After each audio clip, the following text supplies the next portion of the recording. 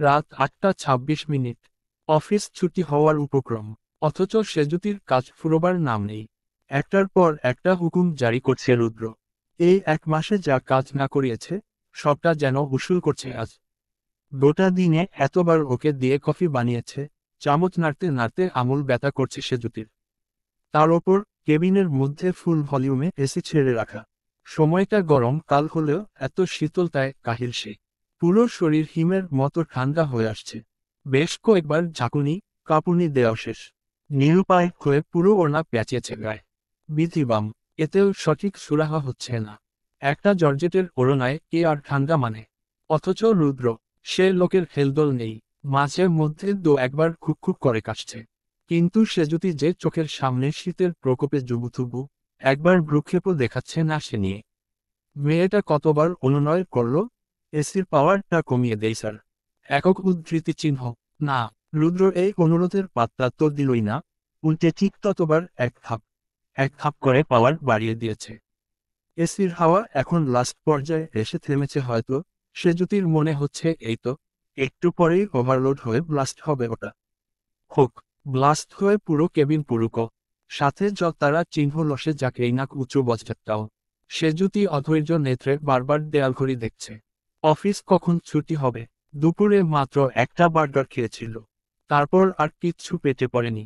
খিদে মোচড়াচ্ছে এখন। বুক মাথার সব খিদের তোপে ঝিমঝিম করছে। সে অসহায় চোখে রুদ্রকে দেখল। পরপর কেবিনের বাইরে ক্রমে ক্রমে এক একটা ডেস্ক খালি হচ্ছে। ৮:৪০ বাজে। আজকেই যেহেতু সব কাজ কমপ্লিট করতে হবে সেই তারায় প্রত্যেকে। যাদের কাজ শেষ তারা ম্যানেজারের কাছে জমা দিয়েছেন। যাদের হয়নি তারা এখনও ব্যস্ত। অনিল চলে গেলেও তোহা যায়নি। ১ সপ্তাহ ছুটি কাটা নয়, কাজে প্রচুর চাপ। ৮:৫০-এর দিকে রুবনাও নিজের ফাইল এসে রুদ্রকে জমা দিয়ে গেল। সেজুতিকে এখানে এইভাবে বসা আশা করেনি। যেতে যেতে কয়েকবার তপ্ত আখিতে মেপে নিল ওকে। কিন্তু সেজুতির ওসব গায়ে লাগেনি। দেখুক যেভাবে ইচ্ছে, তাতে ওর কি? সে অধীর আগ্রহে অপেক্ষা করছে রুদ্রর একটা হুকুমের। যেই মাত্র ওই পুরুষোট থেকে পরোয়ানা আসবে, আপনি এখন যেতে পারেন। আপনার ছুটি। হাওয়ার বেগে ছুটবেও। পিনপতন নীরবতা কাটিয়ে রুদ্র কথা বলল। তবে কাঙ্ক্ষিত কিছু শোনাল না। বরং আরও এক মগ কফির নির্দেশ জারি করতে সেজুতির মুখখানা নেতিয়ে যায়। টুর শব্দ না করে চুপচাপ এগোয় সে আদেশ তামিল করতে। তখন অভ্র কেবিনে এলো। ভেতরে না ঢুকে টোকা দিয়ে অনুমতি চাইল প্রথমে। এরপর দরজা থেকে মাথা বের করে সুথাল, ভাই, যাবে না। তুই যা, আমার কাজ শেষ হয়নি এখনো, ওকে সাবধানে এসো। কথা বলতে বলতে অভ্রর চোখ পড়ল সেজুতির ওপর। বিরস বনিতে মগে কফি মেশাচ্ছে মেয়েটা। অভ্রর মায়া হলো। ঠিক জানে রুদ্র ইচ্ছে করে ওকে ছাড়েনি এখনো। মিনমিনিয়ে সুথাল, সেজুতি যাবে কখন? সেজুতি উত্তর হিসেবে রুদ্র দিক চাইল ফতাফত। মনে ফোটা সদ্য আশাকে হতাশায় বানাতে রুদ্র জবাব দেয়, সময় হলে।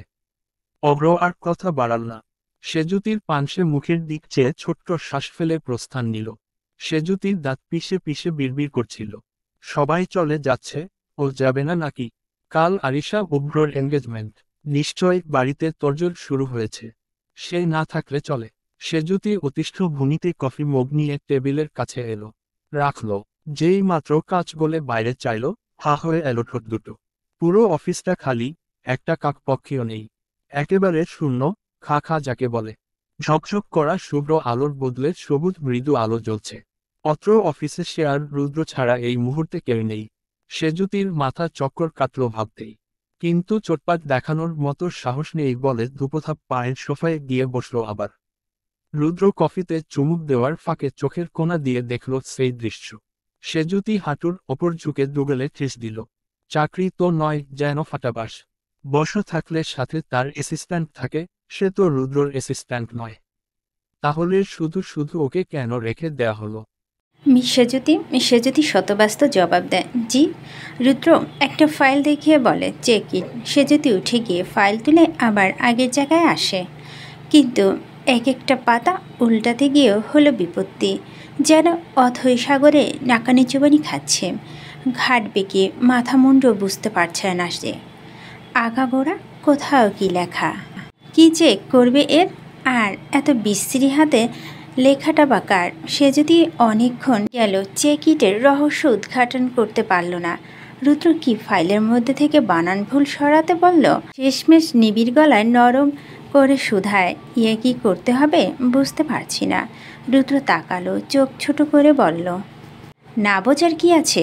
সে যদি মিনসে গলায় বলল, এই ফাইলে ঠিক কিসের প্রজেক্ট লেখা সেটা বুঝতে পারছি না। রুদ্র মেজাজ তিরিক্ষেত হয়, বিদ্রুপ করে বলে, কেন আপনি না সব বোঝেন? চাকরি প্রথম দিন না খুব বড় বড় কথা বললেন, আপনি এই চাকরির জন্য যোগ্য, এই সে আরও কত কথা। তাহলে এখন সামান্য কাজটা পারছেন না কেন? সে যদি জোরালো শ্বাস ফেলল, ভাবলো এই লোককে জিজ্ঞেস করার থেকে মাঠে গিয়ে ঘাস খাওয়া ভালো, তর্কে জড়ানো তার থেকে ফালতু কাজ হবে। চোখ নামিয়ে ফাইল রাখলো, আবার প্রথম থেকে পুনরায় শেষ অবধি দেখলো। মনোযোগে এক চুল ঘাটতি রাখেনি তাতে, কিন্তু তাও মাথায় একটা ফুল স্টপও ঢুকলো না। অথচ এই নিয়ে আর কিচ্ছু বলা যাবে না রুদ্রকে। তাহলে ফের কথা শোনাবে বজ্জারটা? খোঁচা মারা একটা সুযোগও ছাড়ছে না কি না। সে যদি দীর্ঘশ্বাস ফেলে মন দিল পৃষ্ঠায়। একবার ঘড়ির দিকে চেয়ে দেখলো 9:30 বাজে। এই নিয়ে আরেকবার আহত হলো সে। আজ বোধহয় আর বাড়ি ফেরা হবে না। এই ফাইলগুলো ঘেটে ঘুটে সারা রাত পার করতে হবে। বাড়ির আশা বাদ দিয়ে সে না হয় অফিসেই ঘুমাবে, কিন্তু রুদ্র কোথায় থাকবেন? সে যদি ফাইল রেখে এই ভাবনায় বসলো, রুদ্র কি কাজ শেষে চলে যাবে? ওকে একা রাখবে, নাকি একটু একটু ভদ্রতার খাতিরে হলেও পৌঁছে দেবে বাড়িতে? রুদ্র এতক্ষণ অল্প বিস্তর কাশছিল। সে যদি আকাশচুম্বক চিন্তার মধ্যে আচমকা কাশির মাত্রা বাড়ল ওর, একেবারে কান মাথা ধরল কাশি। সে যদি নড়ে চড়ে চাইল ওদিকে। রুদ্র কাশছে, সাথে শ্বাস ফেলছে জোরে জোরে। একটা সময় শ্বাসের পরিমাণ আর শব্দ এত বাড়ল যে সে যদি দাঁড়িয়ে গেল বসা থেকে। রুদ্র ধৈর্যহীন হস্তে টেবিলে হাতাতে থাকলো কিছু একটা। অন্য দুই চোখ খোঁজার তোপে টেবিল থেকে কিছু জিনিস মেঝেতে গড়িয়ে পড়ল। হাঁপানি বেড়েছে ওর, কষ্ট হচ্ছে শ্বাস নিতে। সে যদি ছুটে গেল কাছে। উদ্বিগ্ন কণ্ঠে শুধালো, স্যার কিছু খুঁজছেন? আমাকে বলুন, খুঁজে দিচ্ছি। রুদ্র চাইল ওর মুখের দিকে, কিছু বলতে চেয়ে উচ্চারণ করতে পারল না। শ্বাস টানতে টানতে দুর্বলের মতো মাথা এলিয়ে দিল চেয়ারে। সে যদি আঁতকে উঠে ভয়ে, উৎকণ্ঠা গলা শুকায়। কি হলো আপনার? কোথাও কষ্ট হচ্ছে? পানি খাবেন?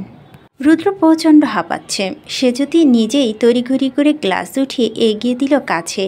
রুদ্র ধরতে যায়, কিন্তু তীব্র বেগে কম্পিত আঙ্গুলগুলো বাদ সাধে তাতে। সে যদি বুঝে গেল রুদ্র অত্যাধিক কষ্টের পরিমাণ, নিজে যেচে কাছে গেল, এক হাতে রুদ্রকে ধরে অন্য হাতে গ্লাস বাড়ালো তার ঠোঁটের কাছে। অবিলম্বে চুমুক বসাল রুদ্র, তবে শেষ করেনি। একটু খেয়ে সরিয়ে নিল মুখ। সে যদি ওড়না তুলে তার ভেজা ঠোঁট মুছিয়ে দেয়। রুদ্র এক হাতে বুক চেপে ধরে, আঙ্গুল দিয়ে মৃদু টলতে থাকে সেখানে। সে যদি ওকে ওঠানোর চেষ্টা করলো, বলল, একটু কষ্ট করে উঠুন স্যার, পা ছড়িয়ে শুলে আরাম লাগবে। বাধ্যর মতো মানল রুদ্র। লম্বা শ্বাস নিতে নিতে কোনো রকম উঠে দাঁড়ালো। পড়ে যেতে ধরল তৎপর ওকে নিজের সঙ্গে আঁকড়ে ধরল সে যদি। রুদ্রর কাঁধ আলগানো, দু হাত ধীর করলো আরও। বেগ পুহে দীর্ঘদেহী মানবটিকে নিয়ে এলো সোফার কাছে। রুদ্র নিজেও শুয়ে পড়ল। সে যদি চটপট কুশন পেতে দেয় তার মাথার নিচে। পাশে বসে ওর পা থেকে জুতো খুলে সংকোচিন উষ্ণ হাতের তালু দিয়ে রুদ্র পায়ে পাতা ভালো করে ম্যাসেজ করতে থাকে। তার চেহারা স্পষ্ট, চেহারা উদ্বেগ উত্তেজনা। একটু আগে সুস্থ স্বাভাবিক থাকা মানুষটার অল্প সময় এই দুরবস্থা দেখে কেন যেন হু হু করছে বুক।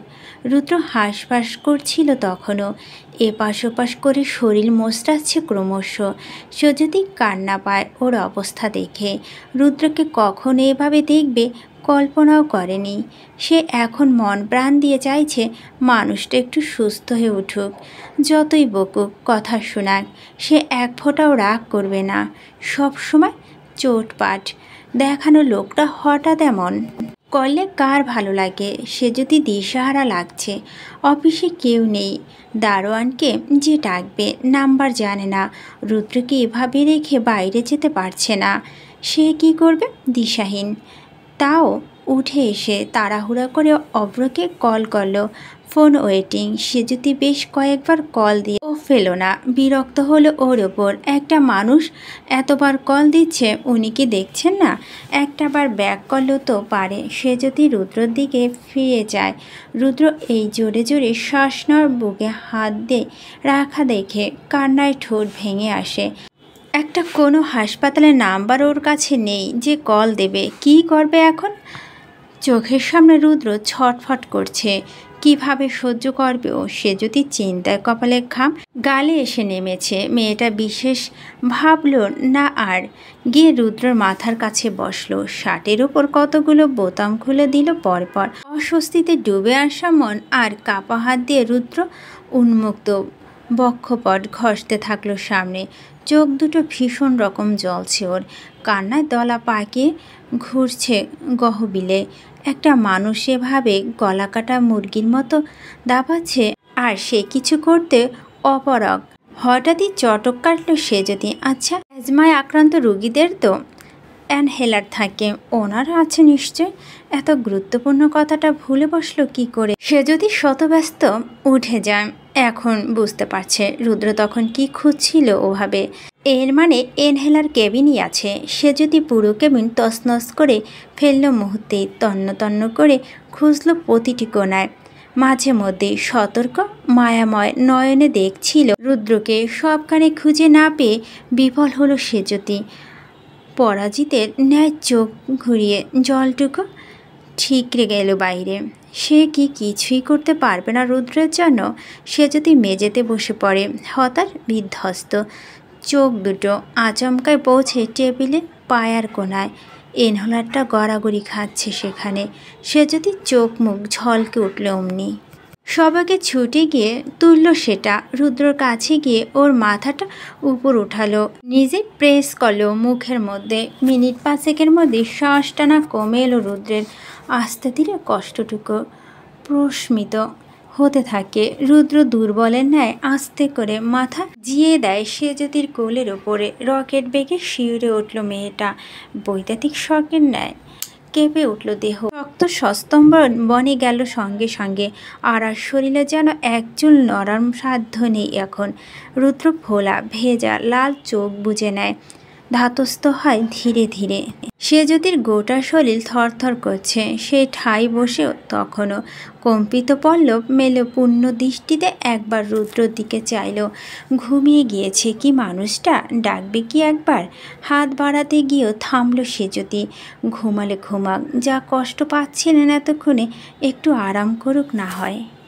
সে যদি এসির দিকে চাইল। হু হু করে হিম আসছে এখনও। এটাই সব নষ্টের গোড়া। ওকে জব্দ করতে গিয়ে বেচারা রুদ্র নিজে বিপদে পড়েছে। সে যদি ফের চাইল রুদ্রর দিকে। তার ফর্সা চেহারা কি শান্ত এখন, অথচ জেগে থাকলে এর থেকে ভয়ানক আর স্ট্রিট কেউ নেই। কোথা থেকে পেলেন এত মেজাজ, এত অহংকার? মায়ের থেকে? না, হবে না। এইটুকু সময় ওর মায়ের মুখটা এতটা নির্মল লেগেছে সে যদি, যেন মইনুমার পর তার দেখা সবচাইতে পাপহীন আনন্দ নিশ্চয় বাবা থেকে পেয়েছে সব। সে যদি মনে প্রশ্ন ওঠে, আচ্ছা ওনার মায়ের মতো কি ওনার বাবাও বেঁচে আছেন? আচমকা ফোন বাজলো। রিংটোন শুনে ঘোর ভাঙল ওর। বসা অবস্থাতেই চোখ বোলালো সেন্টার টেবিলের ওপর। অব্র কল ব্যাক করছে। সে যদি নাক মুখ কোচকাল, ভেঙচি কাটল। বিপদ কাটার পর মনে পড়েছে ওনার। ধরবে না ফোন। এই লোককে বিপদের পাশে পাওয়া যায় না। কিন্তু আওয়াজ শুনে রুদ্র নড়ে চড়ে উঠল। প্রথমে পুরো ভুরু কুচকে নিয়ে এলো এক স্থানে। ভারী মাথাটা এপাশ ওপাশ করল। সে যদি চোখ খিচে নিল অমনি। রুদ্র এমন কাজে সমগ্র শরীর শিরশির করছে তার। ভীষণ কষ্ট। তার মুখে কুলু এঁটে বসে রইল মেয়েটা। রুদ্র চোখ মেলল। প্রথমে সোজা তাকালো ছাদের দিকে, এরপর আশেপাশে কোথায় আছে কিসের ওপর বোঝার জন্য অক্ষি ঘোরাতেই সে জ্যোতির কাচুমাচু মুখটা নজরে পড়ে। তৎক্ষণাৎ উবে গেল তার ভুরুর ভাঁজ। আশ্চর্য বনে চেয়েই থাকলো খানিকক্ষণ, সে যদিও চেহারা কুণ্ঠা, জড়তা। রুদ্র ভালো করে বিষয়টা বুঝতে ধরপর করে উঠে বসলো। এতক্ষণ কোথায় শুয়েছিল বুঝতে বাকি নেই। গলা খাকারি দিল সে যদি নির্মষ্ট চেপে আঙ্গুল কচলাতে দুজনের লজ্জায় গাঢ়।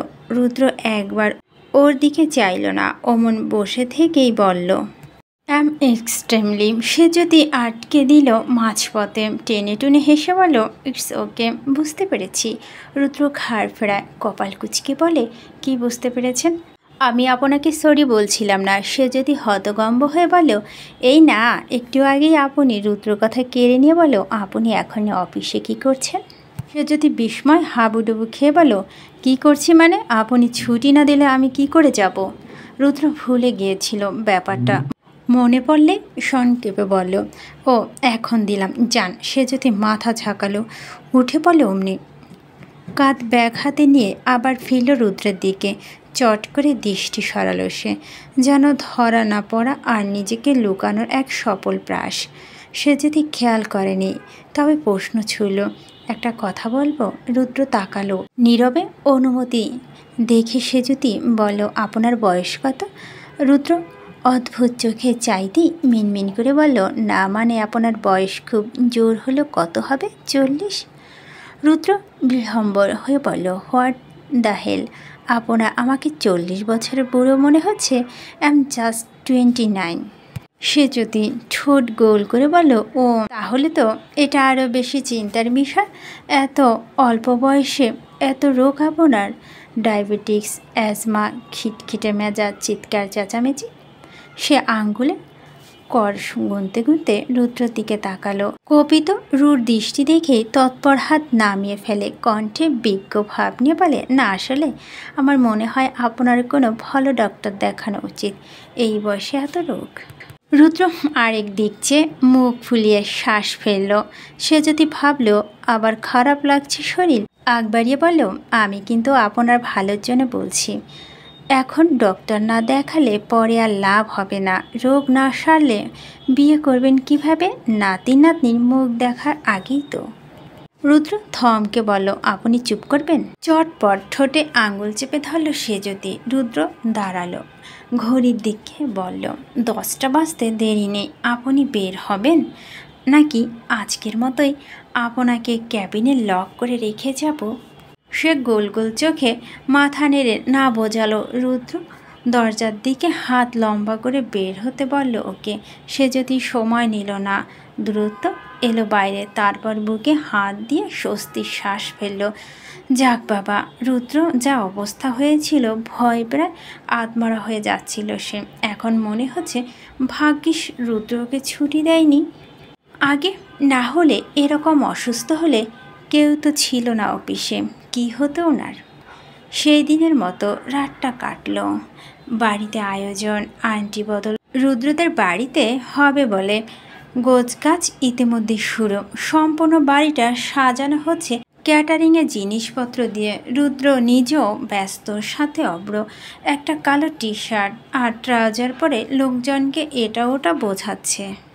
সে তখনই একজন ফটোগ্রাফার এসে হাজির হলেন সেখানে। বড় বিনয়ে ডাকলেন, স্যার। রুদ্র তখন সিঁড়ি সাজানোর নির্দেশনায় ব্যস্ত।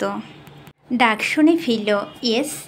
25 বছরের যুবক ছেলেটি এগিয়ে গেল 2 কদম, বলল, স্যার আমি পাবেল, ওই যে গত পার্টি ফটোগ্রাফার ছিলাম। অপর স্যার ছবিগুলো দিয়ে যেতে বলেছিলেন। পার্টি শেষ প্রায় 1 সপ্তাহ আগে, আপনি এখন এলেন? পাবেল সাফাই গাইল, আসলে আমি একটু অসুস্থ থাকায় আসতে পারিনি, তাই ভাবলাম আজ দিয়ে যাই, টেবিলের ওপর রেখে দিন। আপনার পেমেন্ট ক্লিয়ার? হ্যাঁ স্যার, যান তাহলে।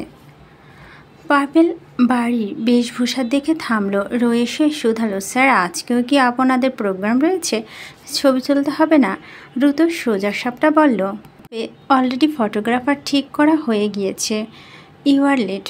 পাবেলের মুখ কালো হয়ে আসে। রুদ্র কথাবার্তা রেখে এসে সোফার উপর বসলো, হাতে নিল ছবির খাম। এক গাদা রঙিন ছবি ভর্তি সেখানে। রুদ্র একটা একটা করে দেখতে থাকে। তাদের প্রবেশ, আরিশার প্রবেশ, কেক কাটা থেকে শুরু করে সব ছবি একের পর এক রয়েছে। রুদ্র প্রত্যেকটা ছবি দেখে দেখে রেখে দিচ্ছে পাশে। সবগুলো কেন্দ্রবিন্দু সে নয়তো অব্র যেটা খুঁজেছে, যার মুখ খুঁজছে সে কোথায়। অব্র আর আরিশার কিছু ঘনিষ্ঠ যুগল ছবির সামনে আসে তখন রুদ্র একবার দেখতেই দ্রুত উল্টো করে রাখলো। দেখার মধ্যেই হুট করে একটা ছবিতে চোখ আটকালো ওর। নিষ্প্রভ চাউনি তটস্থ হলো অমনি। সে যদি মাতাল হয়ে তাকে জড়িয়ে ধরার মুহূর্তটুকু সব বন্দি ফ্রেমে, এমনকি পানির মধ্যে রুদ্রকে জাপটে রাখার দৃশ্যটা পর্যন্ত রয়েছে। রুদ্র মন দিয়ে দেখল সেটা, সূক্ষ্ম নিরীক্ষণ করল সেজতির হাতের বাঁধন, ওদের ঘনিষ্ঠতার মাত্রা। দৃষ্টিতে তখন তকতকে হাসি, কৌতূহল। পারভেজ মনমরা হয়ে বেরিয়ে যাচ্ছিল প্রায়। রুদ্র সজোরে ডাকছিল, শুনুন। দাঁড়িয়ে যায় সে, ঘুরে চেয়ে শুধায়, জি স্যার, এদিকে আসুন। মিনিট এস্ত কদমে সোপার কাছে এলো পাভেল। জিজ্ঞাসু চোখ মুখ। রুদ্র সেজতির সঙ্গে তার ছবিগুলো দেখিয়ে বলো, আপনাকে ডাকা হয়েছিল পুরো প্রোগ্রামের ছবি নিতে। এখানে তো 100টার মধ্যে 90টা আমার ছবি। আপনাকে এত কে তুলতে বলেছে? আর পুলের কাছে আপনি কি করছিলেন? প্রশ্নের ধরনে পাভেল ঘাবড়ে যায়। আস্তে করে বলে, না মানে স্যার, আপনার অফিসের পার্টি। আমি ভাবলাম সবাইকে রেখে আপনার ছবি বেশি তুলে আপনি খুশি হবেন, তাই আপনি যেদিক যাচ্ছিলেন আমিও সেই দিকে। এর কোনো কপি বা নেগেটিভ আপনার কাছে আছে? না স্যার, সব দিয়েছি খামে। রুদ্র কিছু একটা ভাবলো, তারপর বলো, গুড, আজকের পার্টির সব ছবি আপনি তুলবেন। তবে হ্যাঁ, শুধুমাত্র আমাদের। পাভেল বুঝতে না পেরে বলল, আমাদের মানে আপনার আর অব্র স্যারের? রুদ্র ছবির মধ্যকার মাতাল সেজদিকে ইশারা করে দেখায়, বলে, না, এই ছবিতে যারা যারা রয়েছে ঠিক তাদের। পাভেল মাথা দোলায়, খুশি হয়েছে ব্যাপারটায়। এখানে ছবি তোলা মানে গোটা দিন ভালো যাওয়া। বেশ চওড়া পেমেন্ট পাওয়া যায় কিনা। রুদ্র পকেটে বা হাত গোজে স্পষ্ট কণ্ঠে হুঁশিয়ারি দেয়, তবে হ্যাঁ, ভুল করে যদি এই ছবির কোনো এক্সট্রা কপি আপনার কাছে থাকে তবে আমাকে দিয়ে যাবেন। ওকে স্যার, এখন যান, 8টায় আসবেন। বেরিয়ে গেল ছেলেটা। রুদ্র বাকি সব ছবি খামে ভরে রেখে একজন কাজের লোকের হাতে ধরিয়ে দেয়। শুধুমাত্র সে যদি ছবিগুলো রেখে দিল নিজের নিকট। তাতে চোখ রেখে সিঁড়ি বেয়ে উঠতে উঠতে বলে, সন্ধ্যাবেলা দেখা হচ্ছে সে যদি। Get ready for everything.